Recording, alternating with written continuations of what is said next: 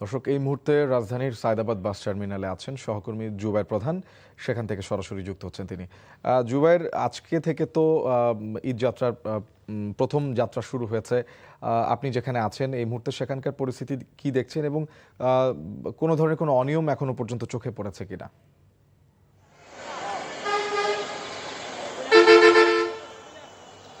শুভন, অনিয়মের যে চিত্রটা এখান থেকে, যে তিশা ট্রান্সপোর্ট যে বাসটি রয়েছে, যাত্রী সাধারণ যারা রয়েছেন তারা বলছেন যে বাড়তি ভাড়া আদায়ের একটি অভিযোগ কিন্তু তারা করছেন।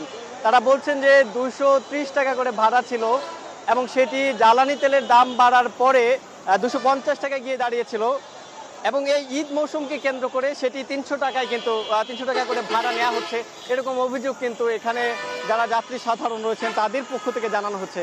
এছাড়া আমরা দেখছি যে সকাল থেকে যাত্রী যারা রয়েছেন দেশের বিভিন্ন জায়গায় যারা যাবেন তারা এখানে এসে ভিড় করছেন। যেহেতু এখনও সরকারি ছুটি হয়নি, আজকে হওয়ার কথা রয়েছে, বিকেল বা সন্ধ্যা নাগাদ আরও চাপ বাড়তে পারে। তবে এখন আমরা দেখছি যে নারী এবং শিশু যারা রয়েছেন তাদের উপস্থিতি, তাদের যে বাড়ি ফেরার যে বিষয়টি সেটি কিন্তু এখানে বেশি পরিমাণে লক্ষ্য করা যাচ্ছে। এবং যাত্রী সাধারণের বাড়তি ভাড়া আদায়ের যে অভিযোগ সেটি যেমন রয়েছে, একই সাথে তারা বলছেন যে এর ছাড়াও তাদের আর কোনো অভিযোগ নেই। তারা স্বস্তিতে কোনো প্রকার গেদাগেদি কিংবা অর্থাৎ যেই একটা চাপ থাকার কথা সেই চাপ ছাড়াই কিন্তু তারা ভালোভাবে বাড়ি ফেরার যে বিষয়টি সেটি তারা করতে পারছেন। এছাড়া আমরা সকালে কমলাপুর রেল স্টেশনে সেখানে ছিলাম।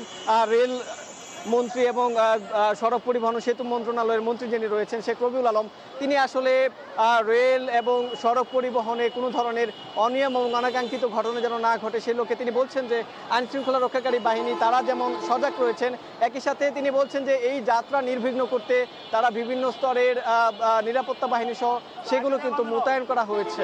তো শুভন, সায়দাবাদ বাস টার্মিনালে এখানে বাড়তি ভাড়া আদায়ের অভিযোগ যেমন রয়েছে, একই সাথে নারীর টানে বাড়ি ফেরার যে বিষয়টি তারা স্বস্তিতে বাড়ি ফিরতে পারছেন। তো এই ছিল আমার কাছে। দর্শক, রাজধানীর সায়দাবাদ বাস টার্মিনাল থেকে জানছিলাম ঈদ যাত্রার খবর।